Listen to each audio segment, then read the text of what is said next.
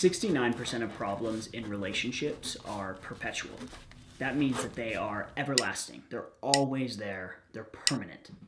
So what do you actually do if 69% of problems in a relationship are always going to be there? What you have to do in those situations is what is called repair.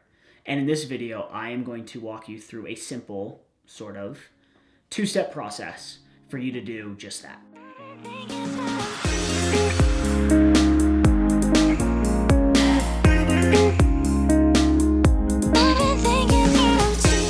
So since problems cannot be resolved within a marriage 7 out of 10 times, what exactly do you do? Well, what you have to do is recognize that conflicts and fights are inevitable, and therefore you're going to need to repair, like I mentioned earlier.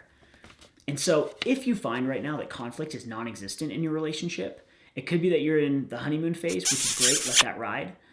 But eventually it will either surface, or it could be that you're avoiding conflict. And for many people, that leaves tension and bitterness kind of looming in the distance. And eventually that tension and bitterness from not addressing the conflict will enter into your marriage. And so, in my opinion, since conflict is inevitable, I find that it's really, really critical to not necessarily avoid conflict, but to actually learn how to repair from conflict. And since conflict's such a commonality in marriage, I feel like Claire and I are in constant conflict. And it's some small things and some big things, but it happens really consistently. And yet we still have a great marriage that we deeply, deeply love. I can see it. So I think it's really important to recognize that these conflicts are going to create tears or little ruptures in your relationship. And so then how do you actually find a way to come back together?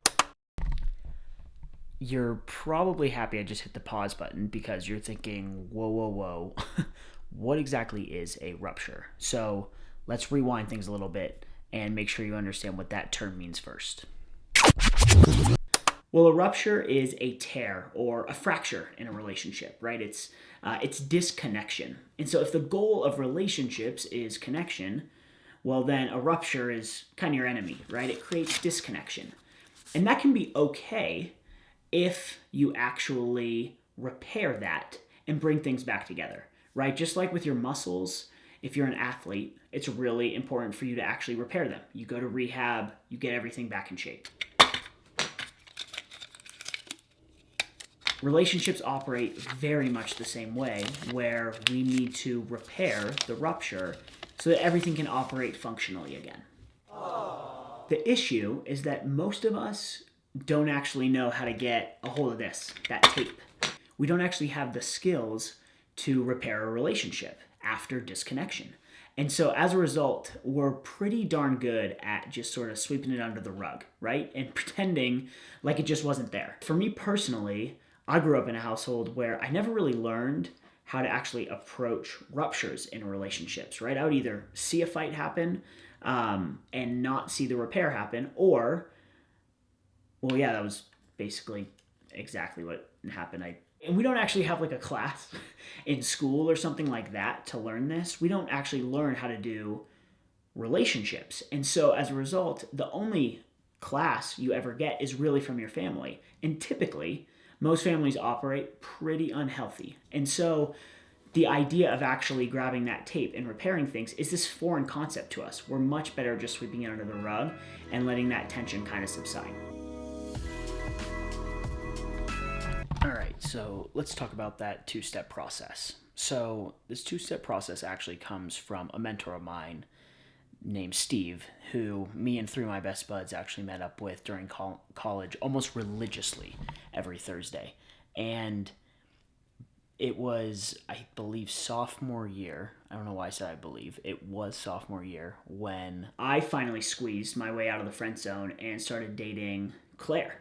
And around the same time, a buddy of mine began dating his now wife. And so by senior year, both of our relationships were pretty serious. And so even though the other 2 buddies in the group were single, we would kind of get these occasional wisdom marriage bombs from Steve, right? And he would just drop us with some sort of intel on what his relationship was like and kind of give us a glimpse behind the curtains.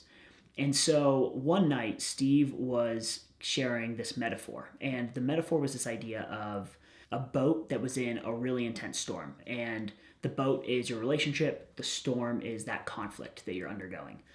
And in the middle of a conflict, you really have two angles that you can take, two approaches to get yourself out of the storm, to weather it. And the first is to get to shore, right? So things are a lot easier at shore, water's more shallow, you can get a break, you can actually then be away from the middle of the madness.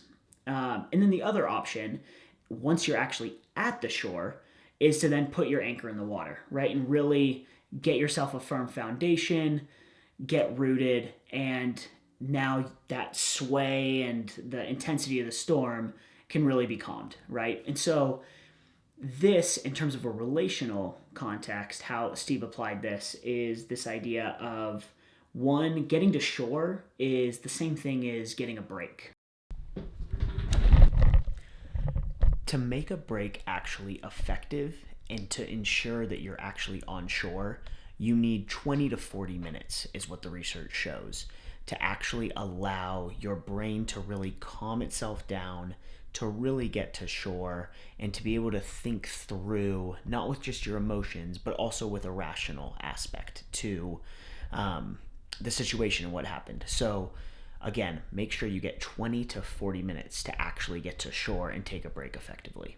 And when you actually get that break, what is really critical to do is to not then just be brewing on the storm, right? You actually have to get to shore, get away from things, get your mind off it, go for a walk, do some exercise, take a nap. It can actually even be helpful to sleep and get away.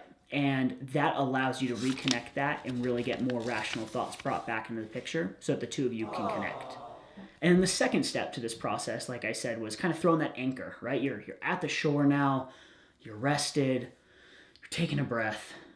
Okay, now what do we do with that? Well, we throw an anchor out. And in this case, Steve kind of used this term of an anchor phrase, something that you can rely on, right? If you're a sailor, you know where your anchor is, right? So in the middle of a storm, you go into your habits, boom, boom, boom, you grab it, you throw it out there. Okay, you're anchored, you're locked in. Even after taking a break, it can be really hard to find the right words, right? And so what you'll know after a conflict is, hey, I want to be close to this person, but I don't really have the words, and maybe they screwed up or I screwed up. What do I say here? I want them to know we're good.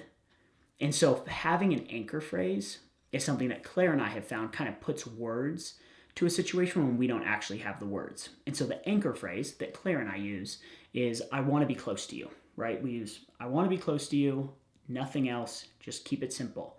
And so after taking a break, one of us eventually, and this could be 48 hours, 24 hours, 20 minutes, will come to the other one and say, I want to be close to you. And it just naturally, over the years now of doing life together, has sort of naturally broken down walls for us and been something where perhaps the other will immediately go and forgive, or you know that the other wants to be close to you and you can tell them, hey, I just need a little bit more time, but I do want to be close to you too, right? And so by having this two simple step process, you can really start to have some sort of method. Okay, honestly, that ending was pretty bad. The light, probably as bad as this lighting is right now. Okay, hopefully that's a little better. Look, this 1 to 2 step process is by no means simple to actually put into action, and I recognize that.